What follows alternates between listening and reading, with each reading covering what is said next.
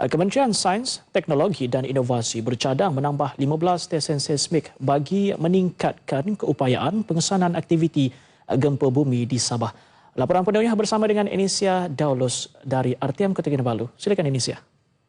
Baik, terima kasih Redwin. Assalamualaikum dan salam sehati sejiwa. Daerah Putatan gempar seketika pagi tadi apabila siren amaran awal tsunami dibunyikan kira-kira pukul 9.20 pagi. Bagaimanapun bunyi siren itu hanyalah merupakan latih amal tsunami Putatan yang diadakan sebagai persediaan awal sekiranya berlaku bencana seperti tsunami dan banjir besar. Latihan ini dimulakan sebaik siren amaran awal tsunami berhampiran Balai Cerap Al-Biruni Putatan dibunyikan pagi tadi. Ini disusuli operasi pemindahan penduduk kampung dan kawasan perumahan termasuk Kampung Contoh Petagas, Kampung Sri Pandan, Taman Teluk Villa dan Taman Pasir Putih serta Sekolah Kebangsaan Kampung Contoh ke Dewan Sri Putatan. Penduduk terlibat dalam latihan ini dipindahkan agensi keselamatan seperti Polis Diraja Malaysia, Jabatan Bomba dan Penyelamat, Angkatan Pertahanan Malaysia, Angkatan Tentera Malaysia, Rela dan Jabatan Kesihatan Negeri. Ketika ditemui media selepas meninjau latihan tersebut bagi zon Sabah di Dewan Sri Putatan, Timbalan Ketua Menteri yang juga Ahli Dewan Undangan Negeri Petagas, Datuk Seri Panglima Haji Yahya Hussein berkata, lokasi dan laluan selamat perlu dikenal pasti dan dimaklumkan kepada masyarakat bagi memudahkan proses pemindahan sekiranya berlaku bencana tersebut. Mereka akan mencari jalan ke mana nak dituju, seperti bukit-bukit yang berdekatan, highland kan, tanah tinggi. Sepatutnya di situlah dan mungkin bangunan-bangunan yang tinggi lebih daripada 4 tingkat macam tu. Jadi ini very detail lah, supaya masyarakat mengetahui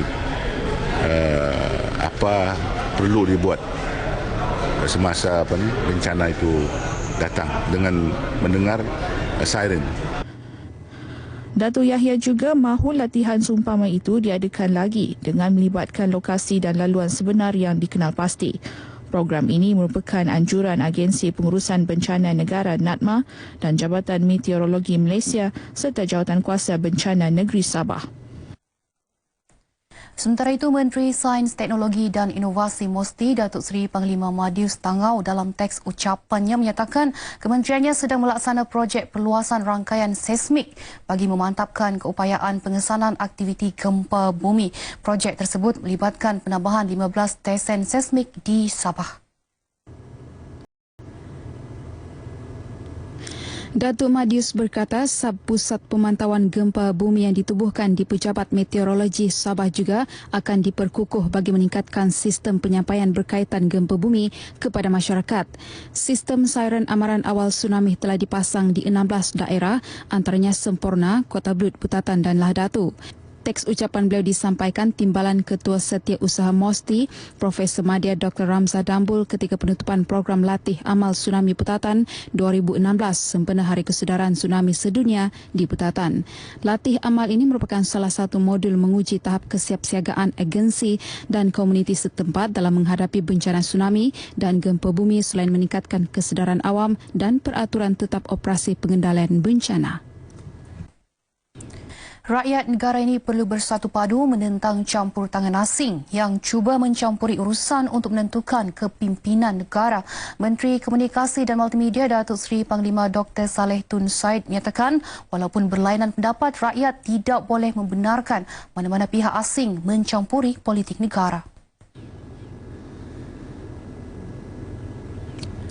Menurut Datuk Saleh, rakyat boleh menggunakan saluran yang betul melalui proses pilihan raya untuk menentukan parti pemerintah.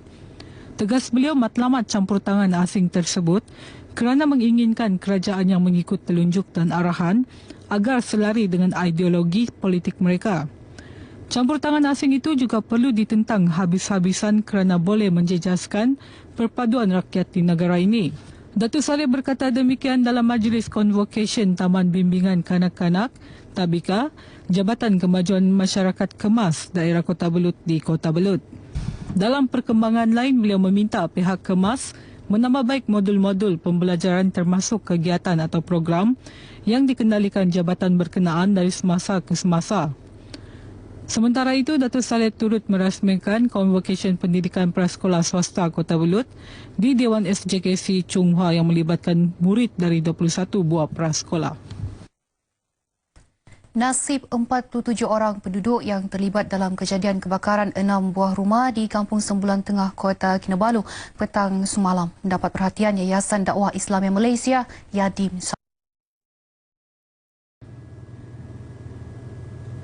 Penduduk terlibat menyatakan rasa syukur berikutan keprihatinan badan dakwah tersebut. Kita rasa cukup sedihlah di atas malapetaka ini, tapi ini adalah cobaan. InsyaAllah kami akan sentiasa bersabar dan mudah-mudahan ada bantuan dari kerajaan untuk kami semua. Bantuan berupa wang tunai dan barangan makanan ini disampaikan Pembantu Menteri kepada Ketua Menteri Dato' Haji Muhammad Arifin Haji Muhammad Arif. Turut hadir Pengarah Yadim Sabah Haji Samin Ongki dan Mayor Bandaraya Kota Kinabalu Dato' Yeo Bon Hai. Dato' Arifin yang juga Menteri bertanggungjawab dalam hal ehwal Islam di negeri ini berharap bantuan lain akan disalurkan kepada penduduk terlibat bagi menjaga kebajikan mereka.